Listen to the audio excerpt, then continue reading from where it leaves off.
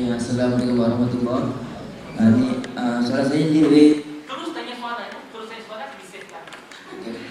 dia lebih butuh pada case study. Saya pernah jumpa seorang ateis berbangsa Cina, dan dia seorang ateis sebab dia cakap buat apa nak beragama kalau orang yang beragama sendiri pun banyak buat benda jahat, dan dia punya pendirian lebih baik dia beragama selagi mana dia buat baik pada orang lain. Jadi macam mana kita nak handle orang sebegitu?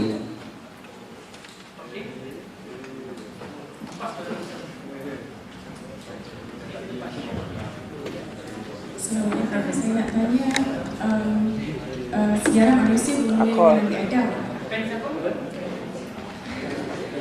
Sejarah manusia bermula dengan Nabi Adam, tapi macam mana sekarang ni boleh ada banyak agama? Macam mana boleh terjadinya benda tu? Dan yang kedua, kawan saya dia seorang Kristian. Dia ada nampak seorang perempuan yang pakai tudung tapi pakai short sleeve. And then dia tanya setakat mana yang muslimah perlu cover. Saya pun cakap lah apa yang muslimah kena cover. And then dia cakap, tapi kenapa orang tu tak ikut? Dia cakap macam tu. So macam mana nak jawab pada dia?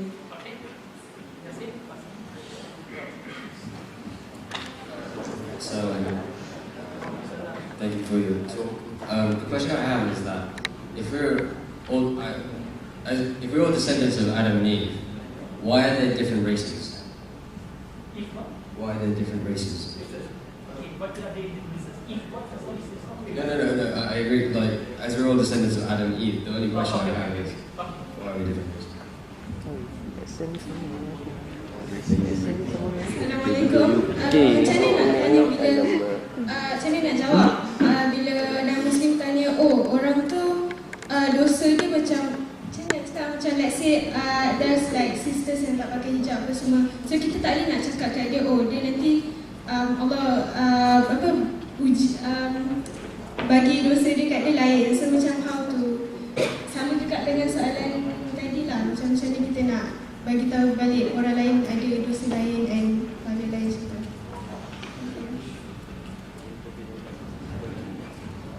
Assalamualaikum. Okay, I've got a question regarding artificial intelligence. Okay, let's say if one day, idealistically speaking, one day we have a breakthrough, humans have a breakthrough in artificial intelligence, we create an artificial mind. Is that mind subject to calling us God or calling Allah God? Thank you.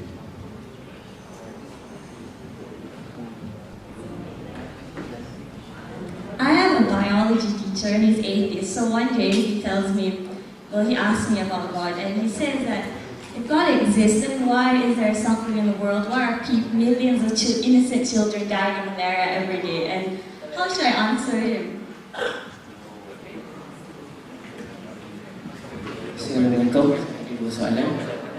Satu, apa jadi pada 12 anak murid Nabi Isa? Adakah dakwah diteruskan daripada Isa diangkat? Nanti satu, apa beza dia Kristian Ortodoks dengan Katolik?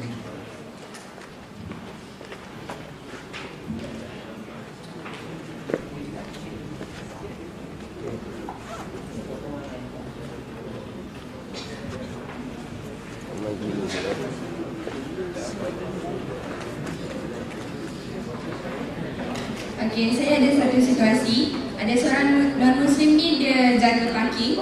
So kerja dia kena kutip duit daripada orang yang parking. So satu hari dia minta kat saya, dia cakap, oh duit yang dia dapat dari saya, dia tak nak bagi dekat majikan dia, tapi dia nak guna untuk diri dia sendiri. Sebab dia kata dia terdesak and gaji yang dia dapat sikit. Kalau kita bagi kat dia and kita setuju dengan tindakan dia, kita dikira bersubahat. Tapi macam mana kita nak explain kat dia? Thank you. Assalamualaikum. I would like to ask about Qada and Qadar. I mean, if everything in this world is already set by God, then non-Muslims would say, what's the point of even going into Islam if everything is already set by God? Even this question is for the Muslims as well. Okay, my question is, can you please clarify about 7 lapisan langit is equals to 7 lapisan atmosphere? Because I don't really get it about that. Equals to 7 lapisan atmosphere. Do you have any video on that? Thank you. Okay, I have two questions. Firstly is, okay, I've been to Netherlands once and ada seorang kawan ni, he's Dutch and he's an atheist. One day, saya borak-borak dengan dia kan biasa. And saya tunjukkan akhlak saya yang biasa sebagai seorang Muslim dan dia rasa macam dia berminat. Dia pun dia berasa hairan dan dia macam nak tahu lagi. Dia kata, kenapa orang Muslim ada orang Muslim macam awak? Sebab dia kata neighbouring countries punya Muslim masuk dalam negara dia dan buat kacau. Dan itu adalah tanggapan banyak masyarakat. So apa perlu saya bagi tahu dia in order to keep getting you interested in knowing more about Islam? So lagi satu soalan regarding science.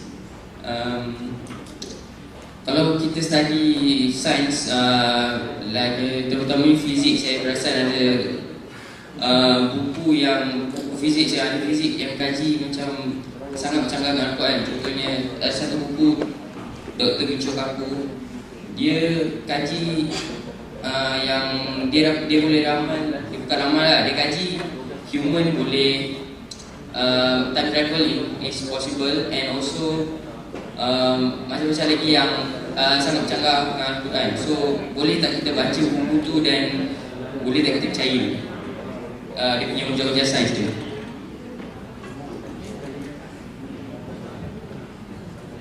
Assalamualaikum warahmatullahi wabarakatuh.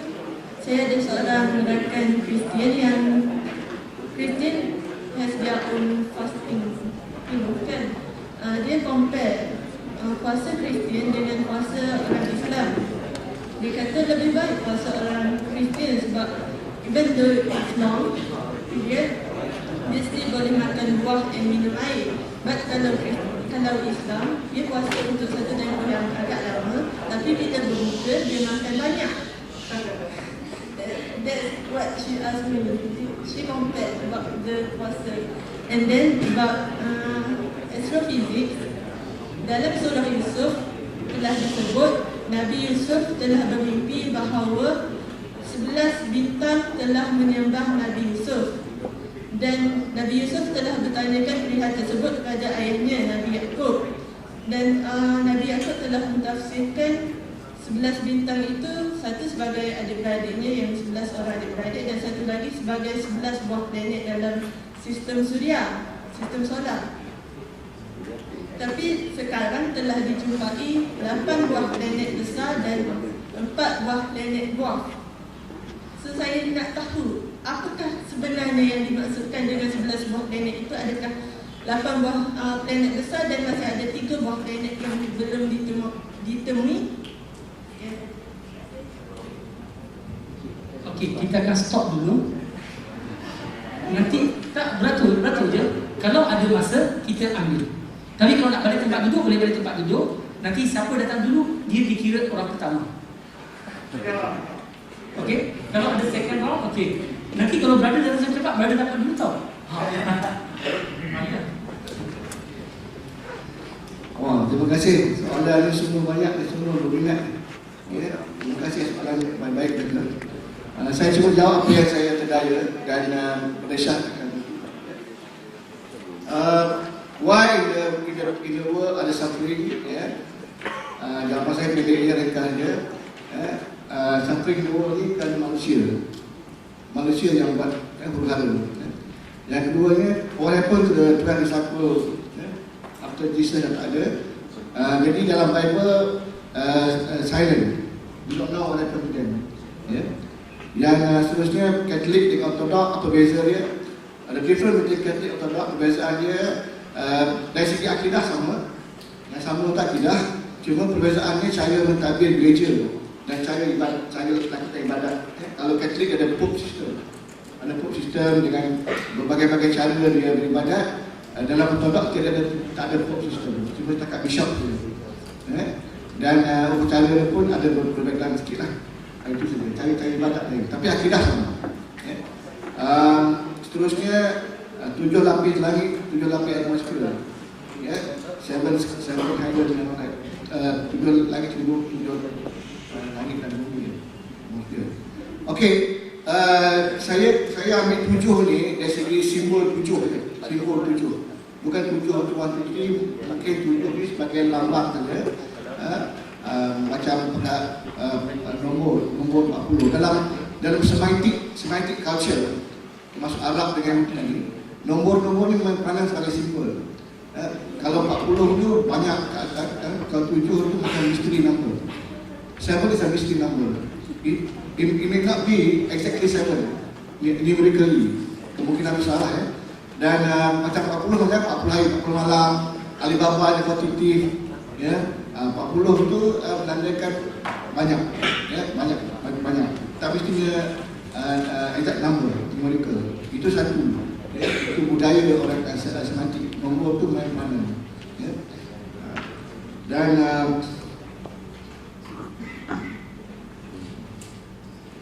11 planet Surah Yusuf ni, saya tak pernah dengar lagi apa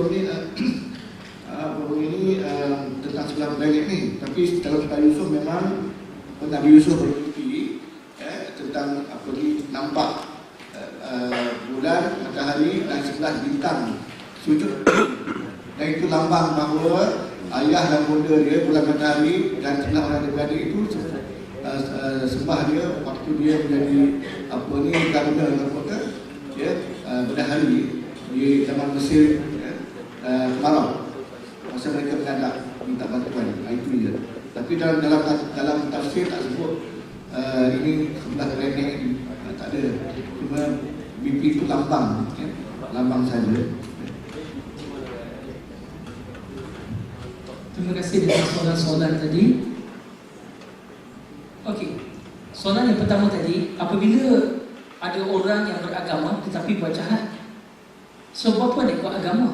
Lebih baik macam dia, yang tak ada agama tetapi buat benda baik. Itu yang dicakap, betul? Maka jawapannya adalah begini, bila orang yang beragama buat jahat, bukan salah agama. Agama tak suruh buat jahat.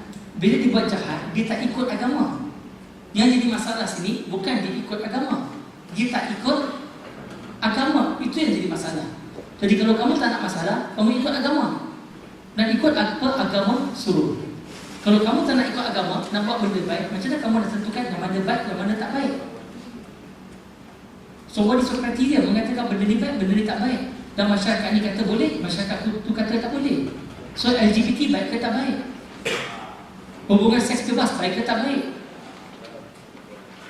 Hisap dadah bagus ke tak bagus? Sebab satu masyarakat kata bagus, satu masyarakat lagi kata tak bagus. So what is your criteria? So agama membantu kita bagi kriteria. Tentang kalau Nabi Adam dengan Hawa, daripada satu Nabi Adam dan Hawa menjadi banyak manusia, kenapa ada banyak agama? Kalau Tuhan satu, kenapa ada banyak agama? Jawapan, agama satu saja. Siapa kata ada banyak agama? Agama satu.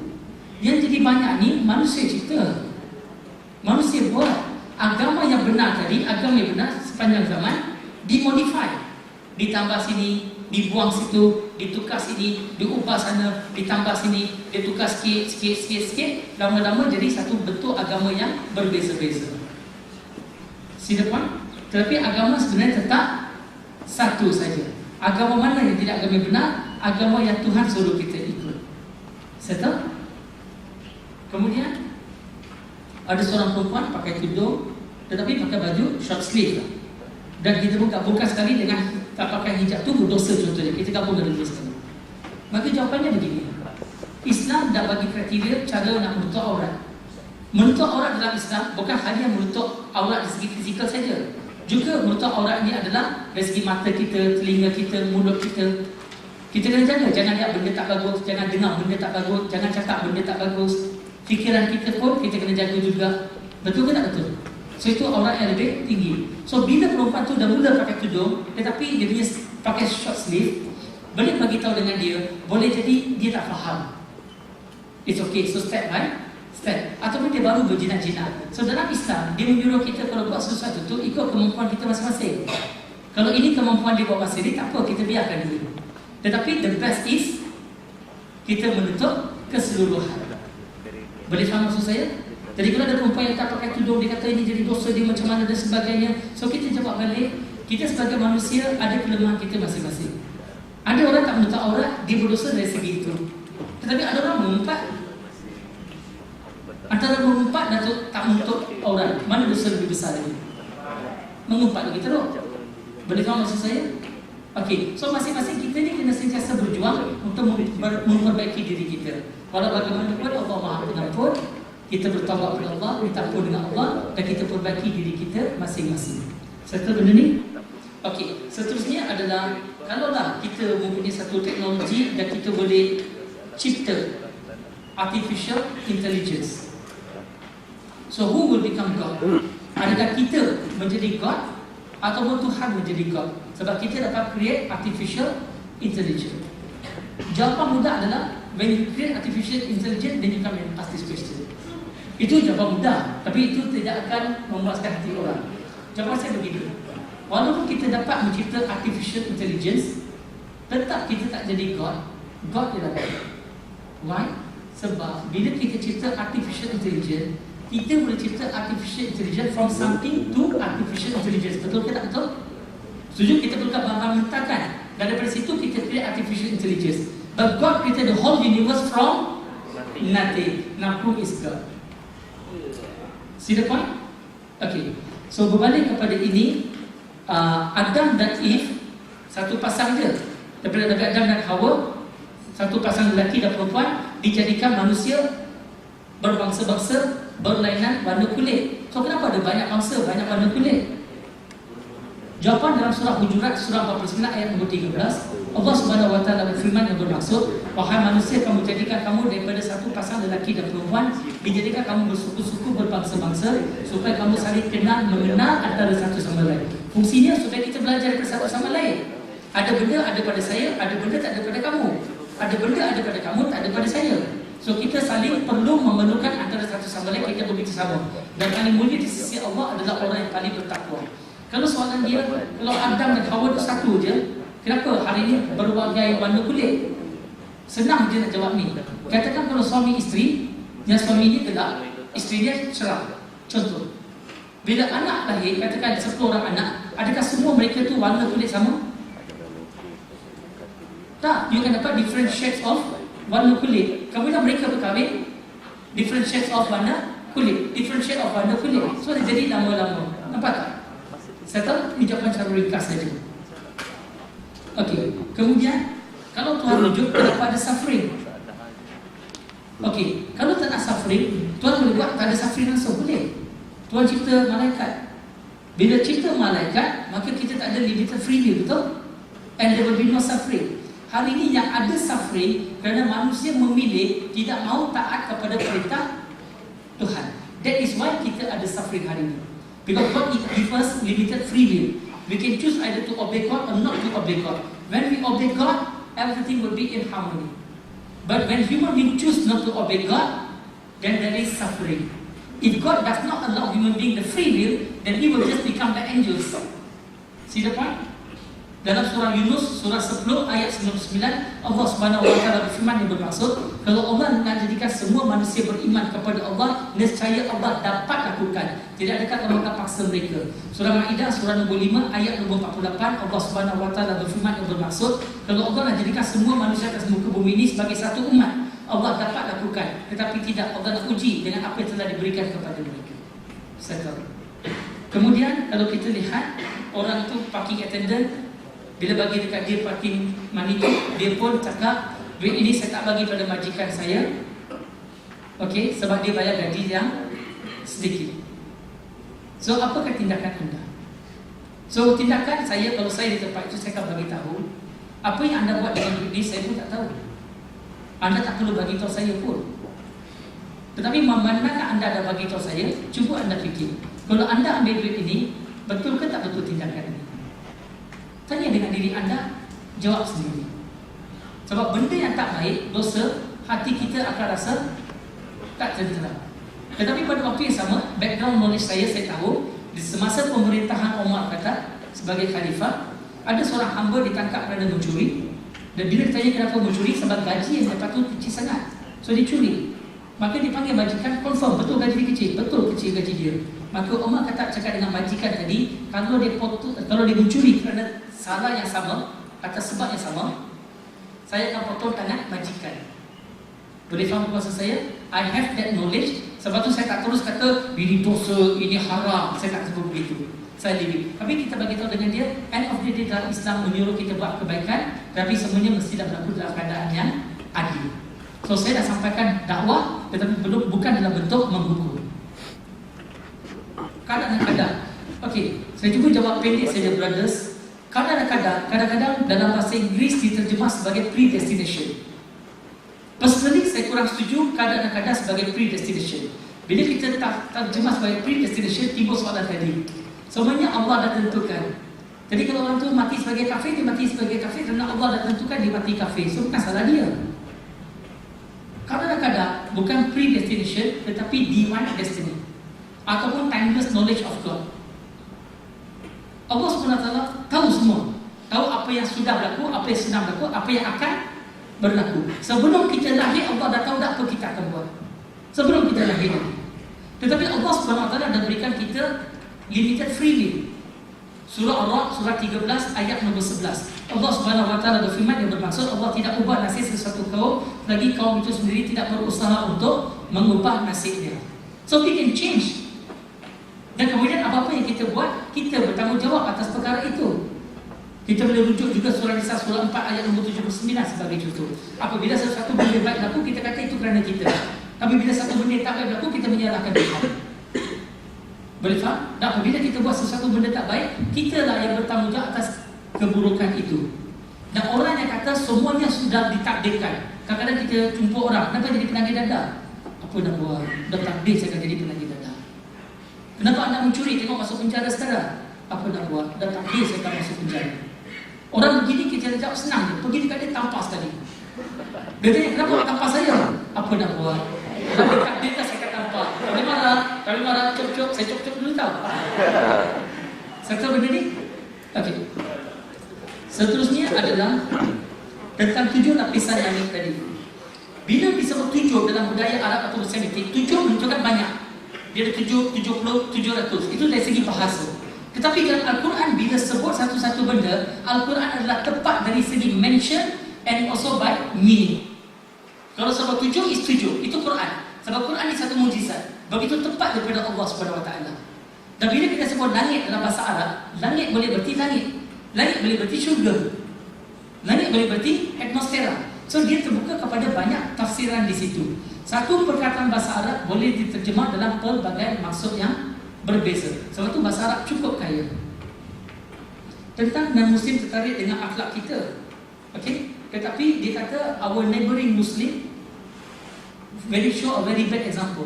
So kita boleh bagi tahu dengan dia, number one, maybe your neighboring Muslim does not really show bad example, but the media report them in a negative way, not in an honest way. Boleh jadi begitu. Atau boleh jadi memang betul mereka jahat. Tapi kalau mereka jahat kerana mereka tak ikut apa Islam ajar. Kalau mereka ikut apa Islam ajar, mereka takkan jahat. Atau sebenarnya mereka tak jahat, media lakukan begitu, ataupun anda salah faham. Walau bagaimanapun, Islam not to be blamed. Ingat, agama Islam perfect. Orang Islam tak semestinya perfect. Kita kena bezakan antara agama Islam dan orang Islam. Jangan marahkan nyamuk, lampu dibakar. Settle? Okay. The next one. Katakan ada satu buku, saya tak pasti buku tu kandungan saya tak baca lagi. Tapi menurut apa yang dah kata dalam buku tu kata kita boleh buat time travel dan sebagainya. Jadi adakah kita patut baca atau tidak? Pada saya yang sangat penting, number one, kita kena faham akidah Islam dulu. Kita kena faham Islam, practice Islam with understanding. Bila kita dah faham Islam, kita baca mana-mana buku pun kita tak takut. Kebanyakan buku atas muka bumi ini bukan buku yang betul. Banyak yang batil. Tetapi kita kena tahu apa tu hak, baru kita tahu yang mana batil. Yang mana batil kita buang, yang mana hak kita terima. Kalau dia kata manusia boleh buat time travel, kalau ikut fizik setakat ini, pengetahuan fizik setakat ini, tidak ada jirit yang boleh travel faster than the speed of light. Dan kelajuan cahaya adalah lebih kurang 300,000 km sesaat ataupun 186,000 batu sesaat. Nothing, no matter can travel faster than the speed of light. Tak ada. Tak ada. Dan kalau you travel at the speed of light, time becomes zero. You need to travel faster than the speed of light in order to go back to the past. Itu pun teori je. Ini mungkin kerana terlalu banyak tengok cerita Back to Future. Okey. Dia kata puasa orang Kristian tu lagi bagus sebab dia orang waktu puasa boleh makan buah-buah.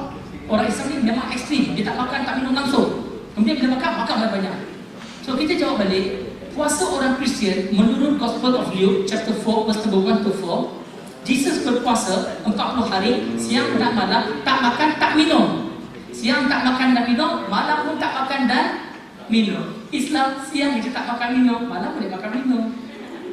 Yang kemudian orang Islam, yang orang Melayu tu, bila buka puasa banyak-banyak, dia buat mini buffet di rumah. Islam tak ajar begitu. Islam suruh kita berbuka cara sederhana. Patutnya kita makan malam seperti mana kita makan malam hari-hari yang lain. Bahkan dalam kuantiti yang biasa, itu saja. Patutnya kita punya import makan minum bulan Ramadan menjadi separuh atau 1/3. Ini jadi double triple. So the mistake is, the wrong is from the Muslim, not from Islam. But you know something? When you become a Muslim dan you kan puasa cara Islam, you boleh ajar orang Melayu bagaimana cara puasa yang betul. You can be a very good Muslim in the future. And I pray to God, God give guidance to all of us. Amin.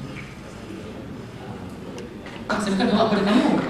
Saya bagi contoh jawapan tadi, tapi kamu pun termasuklah aku.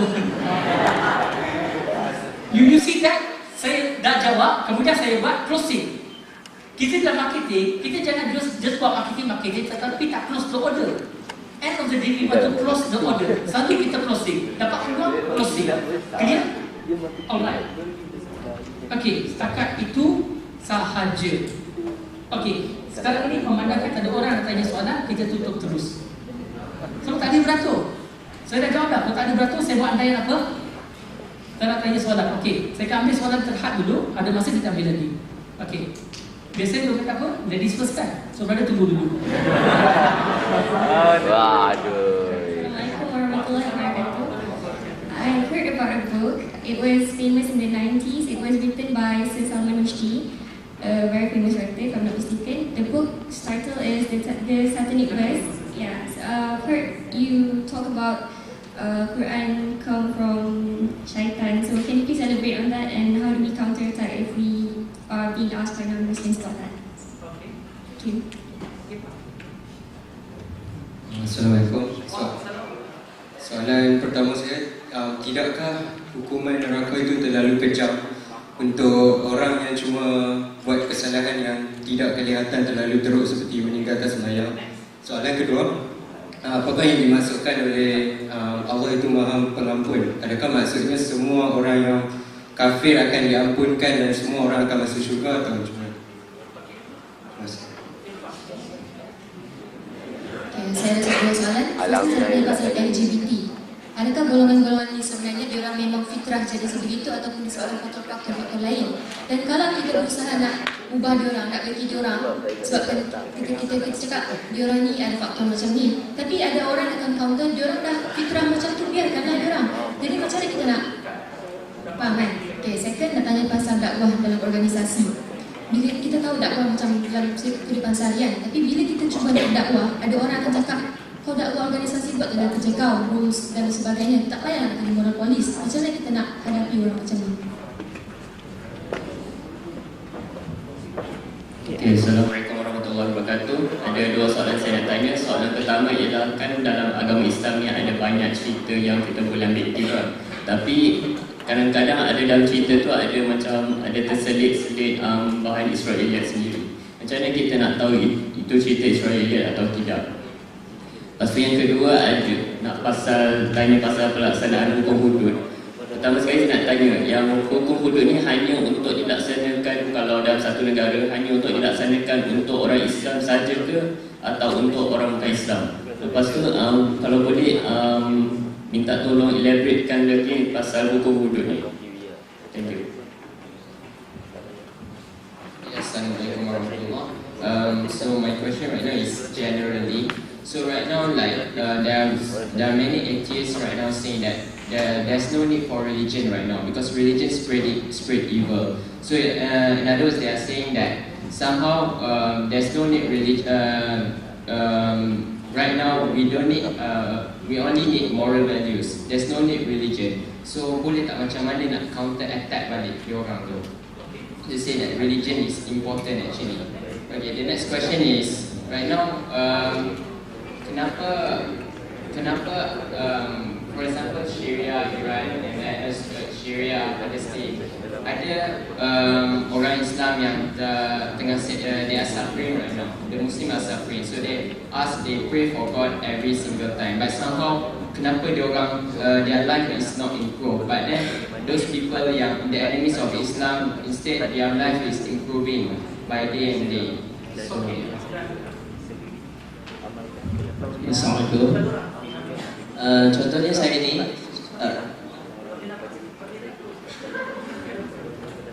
saya ada soalan tentang keadilan. Kalau kita semua tahu bahawa orang kafir semua masuk neraka, betul? Jadi contohnya saya ni tersesat di dalam sebuah hutan macam Tarzan ni, duduk dengan haiwan. Jadi saya tak dapat dakwah tak sampai kepada saya. Contohnya tak ada orang datang kepada saya. Adakah saya juga masuk dalam neraka bila saya mati nanti? Orang tu lah bukan saya. Assalamualaikum warahmatullahi wabarakatuh. So the future poses new challenges for all of us, and in the Islamic world, the problem that we face is that we cannot innovate. That we cannot innovate. We need to stick to the text, to Al-Quran. For Christianity, they have churches and popes to plan all these ideas. So what are your thoughts about that? Macam for hudud law, for culture and everything.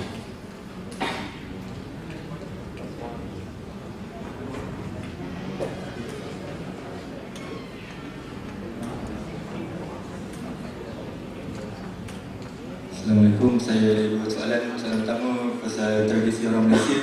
Kalau nanti saya pergi luar negara, dia nak berdawan dengan orang luar negara. Kalau dia dapat tahu yang tradisi orang Malaysia bila dia pergi istana menghadap sultan dan sembah sultan. So macam mana kita nak yakinkan, macam mana kita nak jawab bila dia orang argue pasal tu. And second question is, macam mana kita nak yakinkan kawan-kawan kita yang non-Muslim kat Malaysia ni nak ikut kita berdawan cara Islam, tapi kawan-kawan kita yang Islam pun ada yang tak jalankan cara Islam. Ada yang tak ikut cara Islam je. Tak tahu, right?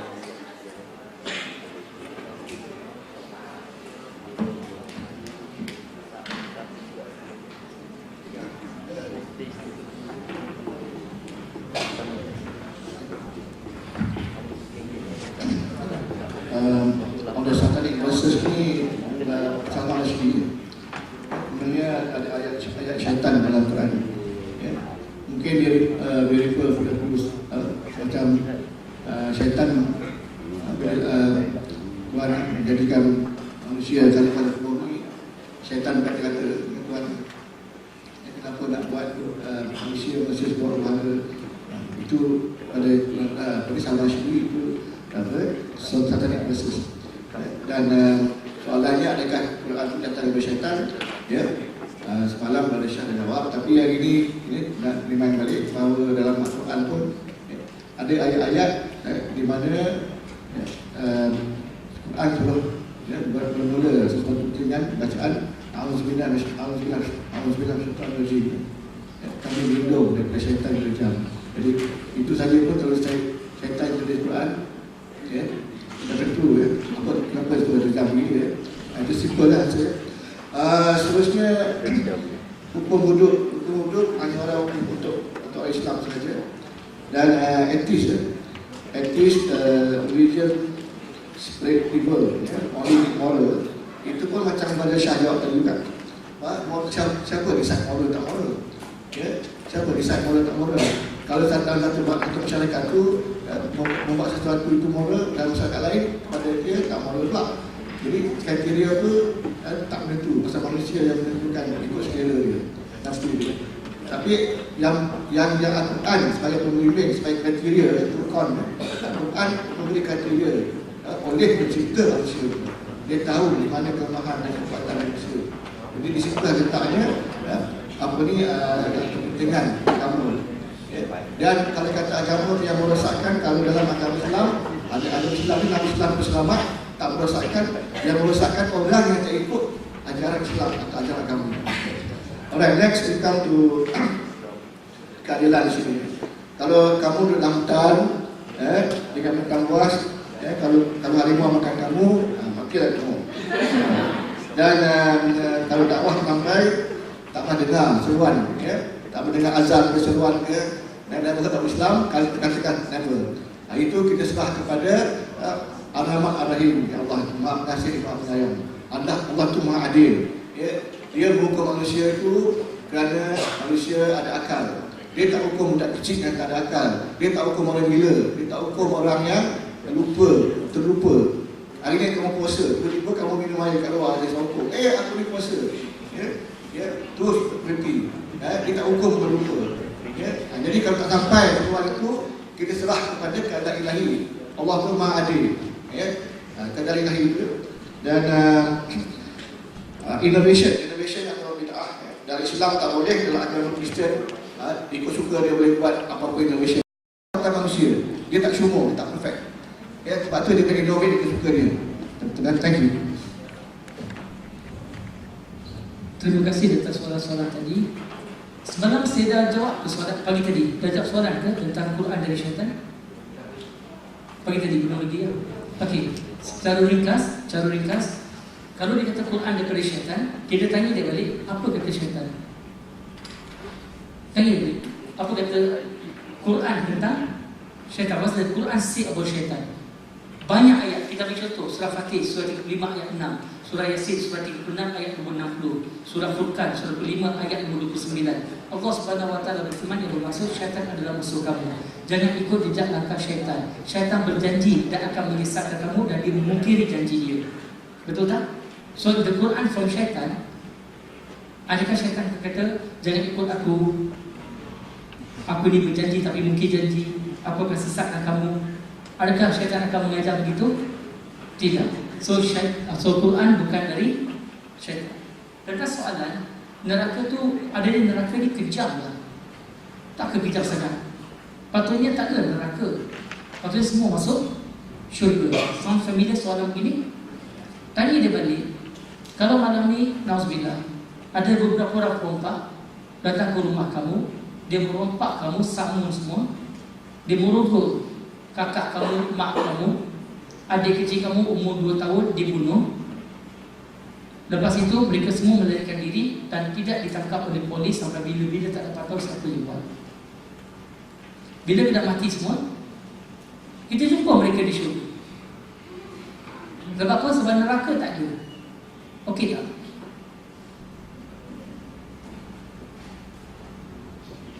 Okey tak?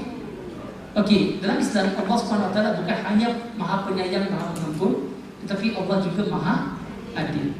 Dalam surah An-Nisa surah 4 ayat 40, Allah Subhanahu Wa Taala berfirman yang bermaksud Allah tidak akan menganiayai sesiapa walau sedikit mana pun. He is never unjust even in the least bit. Allah Maha Adil. Kemudian soalan yang berikutnya, dalam Islam Allah adalah Maha Pengampun. Jadi adakah ini bererti semua manusia termasuk orang kafir akhirnya semua akan masuk syurga in the end? Dalam bab ini berlaku perbincangan di kalangan ulama. Ada ulama mengatakan orang kafir selama-lamanya di dalam api neraka takkan masuk syurga. Ada ulama mengatakan akhirnya semua manusia akan tetap masuk syurga atas sifat rahmat Allah SWT. Dan mereka juga quote daripada surah Zariyat surah 51 ayat 56, di mana Allah SWT berfirman yang bermaksud, dan tidaklah kami jadikan jin dan manusia kecuali untuk mengabdikan diri mereka kepada Allah. So akhirnya mereka semua akan masuk syurga. Boleh faham kan? Ada perbezaan. Jadi tadi mereka masuk neraka dulu dan kemasian begitu panjang, semua dosa mereka akan dibasuh dulu. Anyway, daripada Sahih Muslim, sesiapa yang ada iman walaupun sebesar zarah, sebiji sari, akhirnya tetap akan masuk syurga. Settle benda ni? Seterusnya tentang soalan LGBT. Dalam isu LGBT ini, dia ada satu perdebatan, adakah itu nature atau nurture. Orang yang buat LGBT, dia biasa kata ini nature, mereka dilahirkan begitu. Orang yang tidak menyokong LGBT, dia kata no, this is nurture, this is condition that has taken place. Dan ini memerlukan argument yang begitu detail. Tetapi cara ringkas saya lihat, apa yang berlaku adalah sebenarnya manusia tidak dilahirkan dengan fitrah untuk jadi LGBT, tidak. But it is the conditioning that take place, sometimes from young. Ada banyak contoh-contoh yang saya boleh berikan di sini. Tetapi dalam Islam juga mengiktiraf kunsa. Kunsa ni cara fizikal, dia lahir ada dua-dua jantina, satu lelaki, satu perempuan. So dalam kes ni kita ambil yang mana dominan. Kalau yang dominan lelaki, kita ambil dia sebagai lelaki. Kalau perempuan yang dominan, ambil dia sebagai perempuan. Katakan kita tengok jantina lelaki itu lebih dominan, so kita layan dia sebagai lelaki. Tapi bila dia akhir balik, tengok tumbuh buat dada semua, datang bola hit, adik dia adalah perempuan. So Islam letak clear cut benda ni. Sertakan, so orang unsa dia tak sama dengan LGBT. Tapi LGBT ini adalah fitrah yang sudah disongsangkan. Clear? Okey. Seterusnya adalah bila kita berdakwah dalam organisasi kita ditegur. Tak payahlah buat moral policing. Mind your own business. So satu cara kita boleh buat, memang saya buat kerja saya, sepatutnya saya buat benda ni. Tapi itu pada saya adalah approach kita yang tidak kena jadi macam tu. Boleh faham tak? So saya nak cadangkan di sini, apa kita boleh buat adalah fine tuning approach kita. Jangan kita jumpa orang, kenapa awak tak pakai tudung? Tak malu ke tak pakai tudung? Tak malu. Sister kat belakang ni, ada selai rambut keluar. Astaghfirullahaladzim. Nanti masuk neraka tau, ada selai rambut. Kadang-kadang daripada jauh, dia dah dapat selai rambut dah keluar. Dah nak pakai singlet tergelap sikit, nampak pula selai rambut. Tak ada, jangan payah cek pun. Okay? Tak ada, contoh je. Okay. Boleh faham tak? So kadang-kadang kita, approach kita ni terlalu menghukum, sehingga orang jadi ribas. So kalau kita gunakan hikmah lebih sikit, mungkin soalan seperti ini tak timbul. Kita kena tahu bila nak cakap, apa nak cakap, sekadar mana nak cakap, dan yang paling penting, bila nak berhenti. Okey. Seterusnya ialah bagaimana kita nak bezakan cerita Israeliat dalam cerita-cerita yang ada dalam Islam dan sebagainya. Saya setuju hari ini banyak riwayat Islam Israeliat dalam cerita-cerita Islam kita. Termasuk kadang-kadang penceramah kita sendiri. Penceramah kita pun bila cerita tentang Islam, dia bawa masuk cerita-cerita Israeliat. Jadi bagaimana kita nak tahu sekali lagi ilmu? Kita tengok balik ulama-ulama muktabar dulu yang sudah mengasingkan yang mana cerita Israeliat dan sebagainya, dan kita kena ada ilmu benda tu insya-Allah. Dan yang keduanya, bila kita menyampaikan ceramah dan sebagainya, menjadi tanggungjawab kita setakat yang kita mampu, jangan sebut cerita-cerita Israeliat. Kalau kita sebut, kena bagi tahu ini diambil sumber daripada Bible, dia ambil sumber daripada orang Yahudi dan sebagainya. Jadi kita kena inform kita. Seterusnya adalah orang Islam ni suffering, macam dekat Palestin, Syria dan sebagainya. Walaupun mereka doa mereka tak dijawab. Non-Muslim, doa mereka dijawab. So bagaimana kita jawab soalan ini?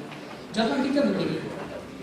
Dalam surah Ar-Ra'd surah 13 ayat nombor 11, seperti mana saya sebutkan tadi, Allah tidak mengubah nasib sesuatu kaum selagi kaum itu sendiri tidak berusaha untuk mengubah nasib. Siapa yang berusaha untuk dapat dunia, dia dapat dunia. Yang berusaha untuk Allah dan Rasul, dia dapat Allah dan Rasul. Sekarang ni bila berlaku di dalam dunia orang Islam, di Syria, di Palestin dan sebagainya, dia ada banyak faktor di situ. Banyak faktor.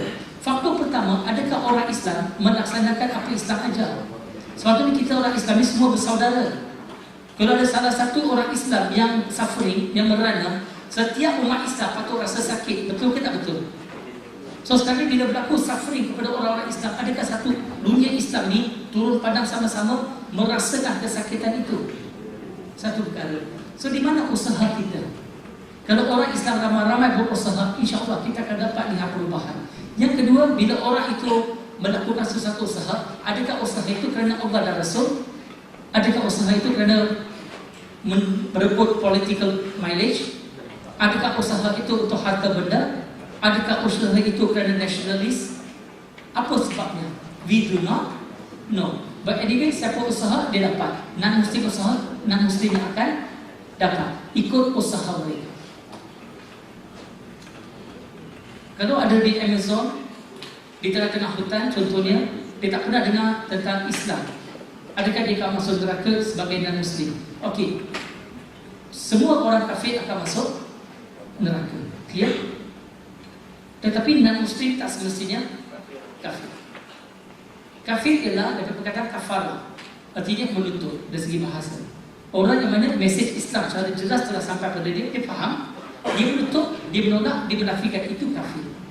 Kalau dia tengah-tengah hutan, dia tak tahu apa itu Islam, dia tak kenal siapa Allah SWT, dia tak kenal siapa Nabi Muhammad, dia tak masuk Islam, Dia tidak dihukum atas satu benda yang dia tidak tahu. Surah Isra surah 17 ayat nombor 15. Allah Subhanahu wa taala berfirman, yang bermaksud Allah tidak menghukum seseorang itu selagi belum hantar keterangan cara jelas. Kita tidak dipertanggungjawabkan atas sesuatu yang kita tidak tahu. Tapi pada masa yang sama, dalam surah Fussilat surah 41 ayat nombor 53, Allah Subhanahu wa taala berfirman yang bermaksud, dan kami akan tunjukkan tanda-tanda kebesaran kami di segenap lapisan ufuk dan di dalam diri mereka masing-masing. Clear ke benda ni? Jadi Allah SWT akan tunjukkan kebesaran Allah SWT di segenap lapisan ufuk. Tapi setiap orang akan dapat petunjuk yang mana benar, yang mana salah. Dan sampai kebenaran, apa kamu buat? Dari segi fitrah dia, dari segi ilham dia, dia tahu Allah itu adalah Tuhan. Dia tahu patung yang disembah bukan Tuhan. Adakah dia terus tersembah patung tadi atau dia menyembah Allah saja? You see the point? Jadi Allah akan hukum kita bersesuaian dengan apa yang kita tahu. Tentang soalan dalam Islam kita tak boleh nak innovate, tapi orang Kristian boleh innovate. So what is our thought on this? Dalam Islam, setiap benda yang diadakan adalah bid'ah, dan setiap bid'ah adalah sesat, tempatnya di neraka. Tetapi kita kena faham apa konteks, apa maksud bid'ah di sini. Dan para ulama pun ada perbezaan pandangan apa yang disebut bid'ah dan apa bukan bid'ah. Tapi cara ringkas, bid'ah yang dimasukkan di sini adalah mengada-adakan sesuatu benda yang baru dalam upacara-upacara ibadah khusus.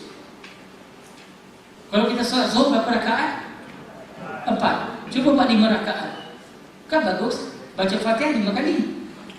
Kita sujud 10 kali, berbanding dengan solat zuhur 4 rakaat. So boleh tak kita solat zuhur 5 rakaat? Kalau solat zuhur 3 rakaat? Tak boleh. Solat zuhur 2 rakaat? Boleh kalau kita musafir. So dalam kita berdakwah, boleh tak kita buat innovation? Boleh. Banyak benda innovation yang kita boleh buat yang tidak bertentangan dengan syariat Islam. Clear ke benda ni? Asalkan benda tu tak bertentangan dengan syariat Islam. Contoh, satu contoh mudah. Biasanya orang ceramah agama dia pakai begini ke? Tak. Betul? So ini adalah innovation yang saya lakukan dalam dakwah saya. Dari segi syariat, haram ke?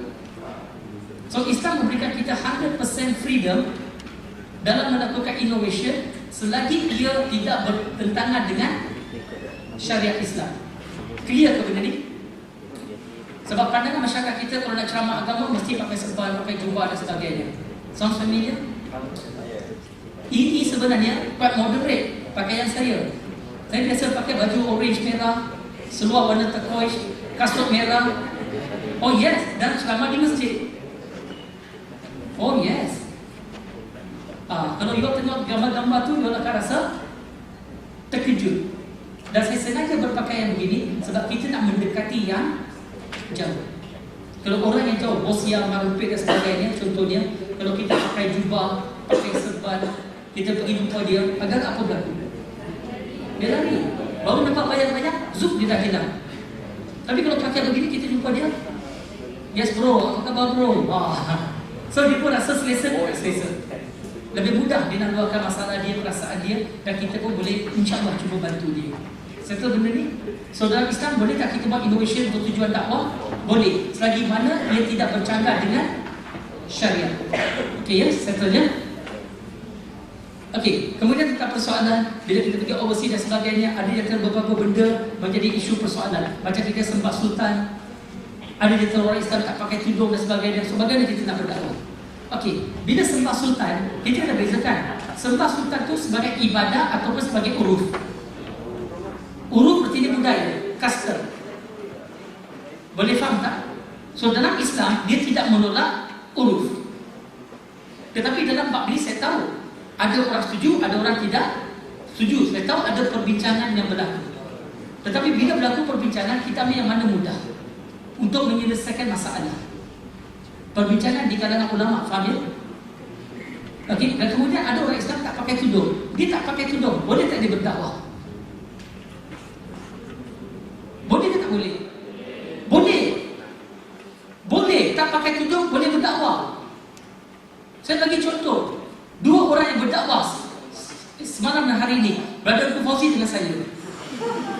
Termasuk Mas Yuri pun tak pakai tudung. Memang tak pakai tudung. So dalam Islam tak wajib pakai tudung. Lelaki tak wajib pakai tudung. Okey, sekarang perempuan Islam yang sudah akhir balik wajib tak pakai tudung? Tak wajib? Tak wajib. No. Ikut syariah tak wajib. Terus terang saya bagi tahu.